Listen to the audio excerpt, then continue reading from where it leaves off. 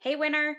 Welcome to Red Hot Mindset, where I help you step into the fire of refinement so you can come out stronger and crush your goals God's way.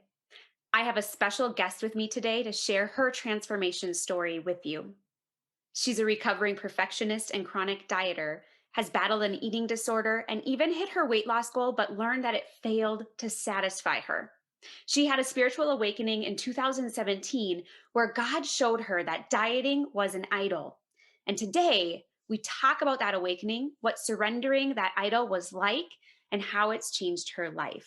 Erin Todd is a wife, dog mom, attorney by day, and writer by night, living in St. Petersburg, Florida, with her husband Robbie and French bulldog Rufus. As a redhead who battled insecurity and body image issues for over 30 years, she now claims the concept of being both a masterpiece and a work in progress simultaneously. Her blog, Ginger in Progress, was born from a spiritual awakening where Jesus set her free from diet prison. Now she is on a mission to empower and equip women to follow Jesus, not diets. She is a co host of the Intuitive Eating for Christian Women podcast, which teaches women how the principles of intuitive eating align with scripture so they can improve their relationship with food, their body, and God, and cast out dieting for good. I think you're going to be so blessed by this conversation with Erin today. So let's step into the fire.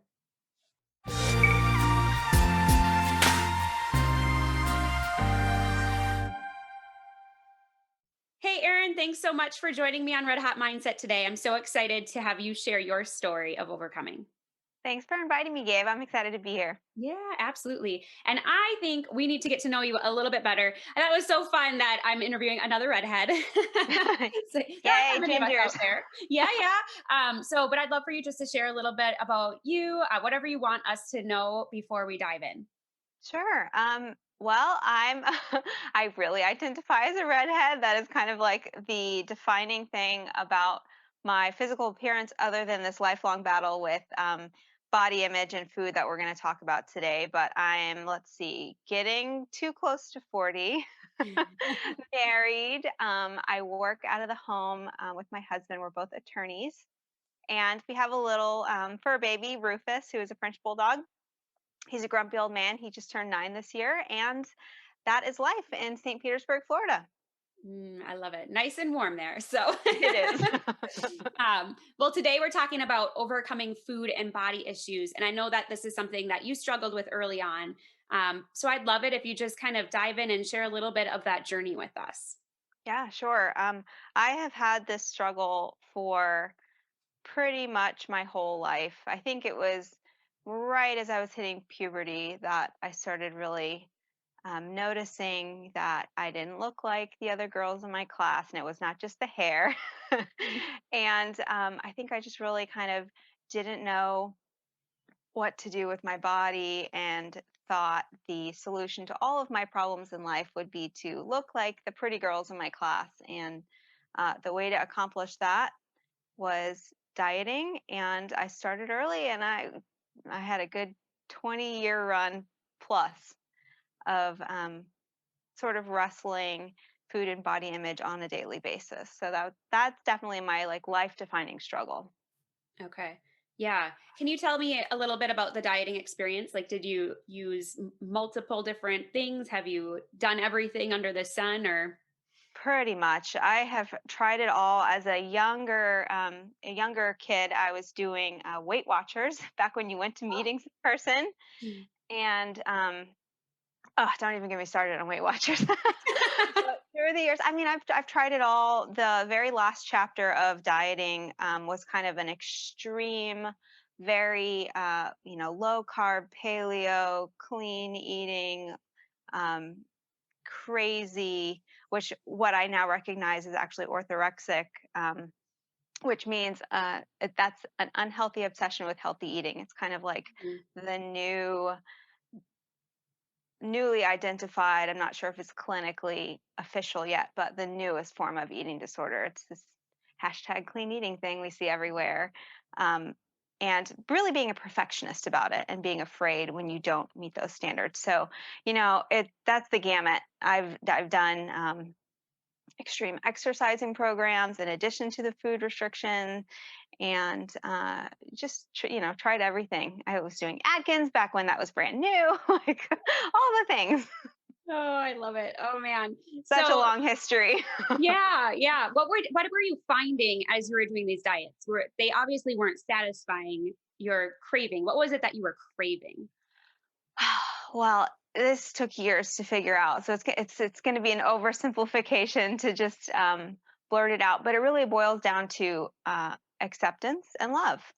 Mm, I thought that I was not worthy of love or good enough as I was. So I needed to fix my body in order to be good enough and to have worth and value, and have, the happy life that this country diet culture sells women. It's, you need to look like this model.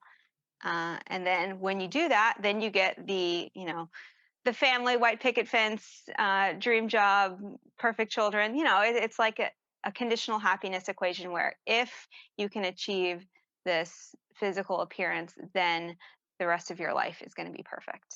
And that is the messaging I internalized. And really, what that is, it's not really ever about your body when you're doing that, though. It's really about what you think that's going to give you, which is the love and acceptance and the happiness.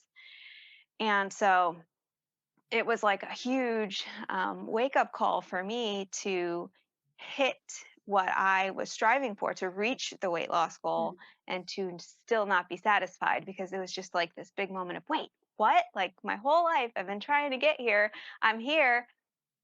This is not it. This is not this happy feeling. I mean, it's a brief, fleeting moment of I hit my goal, I'm happy. And then the very next day, it's like, well, now I got to push to the next level. I'm not happy anymore. So it's like this finish line that keeps moving, and you can never get there, quote right. unquote, there. And you're not meant to get there. So that is Yeah. not meant to be satisfaction. That is not what life is about. It's not about our bodies. So, oh, wow. It took me so long to figure that out. I hope that is a quick and dirty, cut to the chase, learn from my mistakes answer for Oh yeah. anybody that thinks dieting is going to solve their problems. It creates more problems than it solves. Yeah, no, I totally get that. And when you had talked about how you hit your goal, but then you weren't satisfied, did you keep going to try and lose more weight, or like did you have a new body image that you were looking for? Like it never really ended. Yeah, so I had like that fleeting moment of I did it and I hit a goal, and that was in that last orthorexic chapter. And at that time I was doing like online health and fitness coaching. Mm, So I was dragging people with me on this crazy train.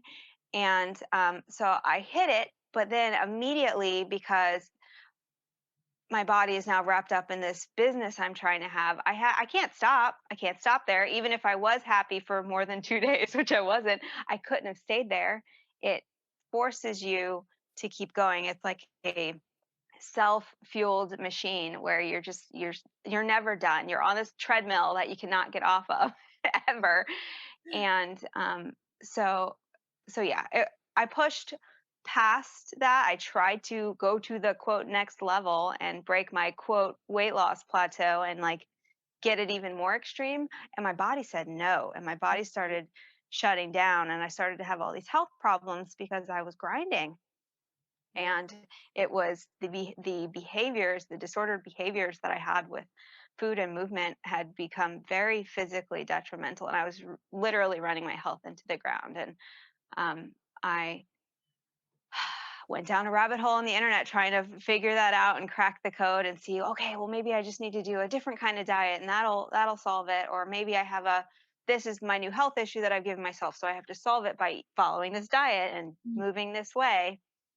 And I just reached a point with it where I didn't know what to do. I was searching for answers. I was searching for to heal my the ailments that come when you have an eating disorder.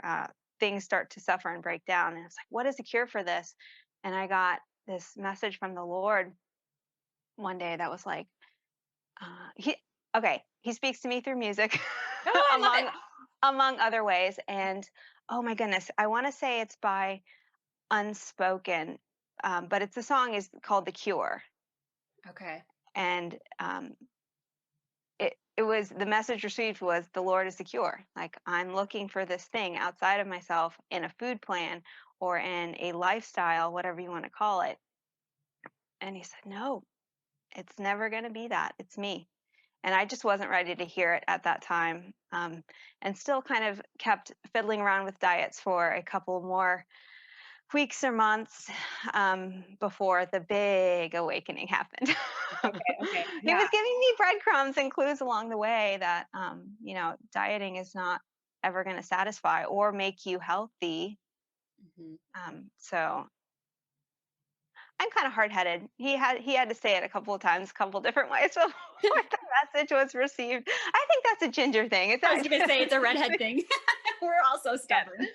We redheads are strong headed and stubborn and Oh yeah, you have fiery. to kind of be like hit by the side of the head with a 2x4 or something in order to Yeah. go, "Oh yeah, oh, I got it now." Yep. That's Ah, definitely that's definitely my experience too. yeah. So it took you a while. You heard it and almost didn't quite believe it yet. At what point did you realize that something really did have to change? Yeah. So the cure message came in right before, basically in the last few months of my dieting portion of life. It was the summer of 2017, and my health had been so damaged by my choices that I had to do kind of a leaky gut type of cleansy protocol thing. I was doing basically a doctor supervised diet to try and start giving me some relief from the symptoms I was experiencing. And so that was a month long thing in the summer. I got the cure message maybe right before that. And at the end of that cleanse, I just had this day in early August, August 3rd, 2017. I had like a spiritual awakening day. Like I was just pouring my heart out to the Lord, driving, ranting, crying, dictating. I was dictating journal entries just because, you can't write in the car and I have to Mhm. multitask because I just have to do that. And received this really loving but strong correction and conviction that dieting is an idol for you Mm, and you've got to stop, lay it down. And um, and so I did. wow. So what did that look like? You know, how obviously when you started it wasn't quite an idol yet. So it was the getting into it, the more you fixated on it. What would you consider why would you consider it an idol? Like what because I know some people who diet it's probably not an idol for them, but how do Yeah. you realize those two connections? Sure. That's a really tricky thing, and it's a kind of you have to examine your own heart Mhm. thing. Like I can't tell somebody that they have made dieting an idol. I can just say that I have. And the way I knew that I had was it was first in my life. Mm. It was first. First in every category can be first in. First thing I'm thinking about when I get up. First thing on my schedule in the morning. Like it's my number one goal. It's all consuming. And the way that my mind would fixate on it, it was an obsession. Uh, it was the most important thing to me, and it was just completely first, and it had taken the place of God. Yeah. And I think that definition right there is probably key is anything that takes the place of God is really an idol. It can be Yeah, anything, it can be absolutely. material, it can be, you know, exercise, it can be dieting, it can be whatever, but Yeah. anything that takes that number one spot. Yeah. Exactly, and it can be good things too. I mean, I don't think anybody is going to say, "Oh, health's not a good thing." Just Mhm. like your marriage or your children or your job, those are all good things, but when we fixate on it and obsess on it and let it control our lives and be the center of our lives, we're running into that kind of sketchy area. Yeah. It's a Yeah. slippery slope, and I fell all the way down to the bottom of that. I think we all fall in some way and hit that rock bottom and go, okay, and try and now weed ourselves out. So when you laid it down, was it an easy lay down? Was it one and done? You felt free, or what was the process like? How did you really break free from it? So I had a definite marked moment on that day and laid it down and felt better. That was like a turning point for sure. But it's never it's never a one and done. I mean, it's daily surrender. I have to keep renewing this commitment to not go back to that place. And and that is all a daily practice that I do. I did feel a big relief that day. I did change my behaviors that day. I felt relief that day. And a couple of months later, I got my fanny to confession and like had another big marked moment. So I feel like there's just that season of life gave me a huge line in the sand, essentially, where it's like I'm not going back there. Hmm. Yeah. So moving forward, then, how have you grown and changed through this process now that you have laid it down? What does it look like for you? Life is so different when you have your brain freed up for things, the rest of life, things that aren't food and exercise. I just had so much time and space mentally. I didn't know what to do with myself. And so I was able to create some space in life for doing things that were more in alignment with my values and leaning into the Lord. Then I really got into a habit of reading and studying the Bible and doing personal development and just being creative and just doing all the things that I always wanted to do and never had time to do because dieting was literally taking over my life. So I think I got a big change in quality of life and quality of mental and spiritual health were possibly even exceeded the increase in quality I had for physical health as well. It was just a before and after, unlike anything I'd ever experienced with dieting or um, in the coaching space for health online. And it would be probably best described as freedom and peace and joy. And like that was the before and after from pain and struggle and bondage to freedom and peace and joy. That's a before and after I can get behind. Yeah, absolutely. And when, I feel like diet culture or any of these kinds of things is it's a huge mindset. Like it really consumes our mind. And I'm guessing you went through a renewing of your mind, but are there times when you kind of start thinking that way again and have to check yourself? How do you do that when things come up and you're like, oh, maybe I should try this? Or I'm guessing that happens. So what do you do Yeah. when that happens? Yeah, absolutely. You can't avoid that. It's an ongoing practice, a daily practice, a daily surrender, and something that I a skill I've had the time and space to cultivate since leaving diets behind has been just mindfulness in general. I Mm, put a lot of effort and time into learning mindfulness. I'm a very type A kind of intellectual person. I feel like I'm, a straight A student. My mind is strong, but if it's in charge, it runs the show. And so it's like, all right, let's get some space in kind of just the balance between my mind and the rest of me. mhm, And I think cultivating little habits for mindfulness, like reading about mindfulness, learning what in the heck is mindfulness, like what is it? I read books on it. I started a meditation practice. I started meditating on scripture.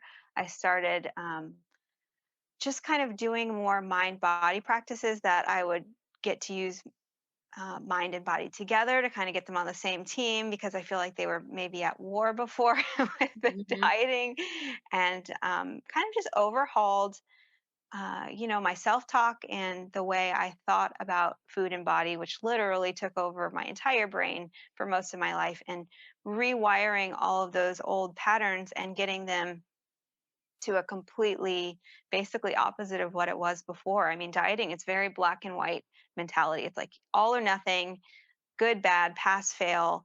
And with intuitive eating, which is what I started when I quit dieting, it's very in the gray. There's not black and white. It's not right or wrong. You're learning to listen to your body and find out what's right for you. And nobody can tell you what's right for you except mhm. for you. So you really have to kind of cultivate some mindfulness so that you can pay attention to that stuff. And that is the main skill in actually executing all of the principles of intuitive eating. If you're not aware enough to know what your body's telling you, you can't listen and respond. So, um, yeah, working on my mindfulness muscle and getting that on as my workout, as opposed to Yeah.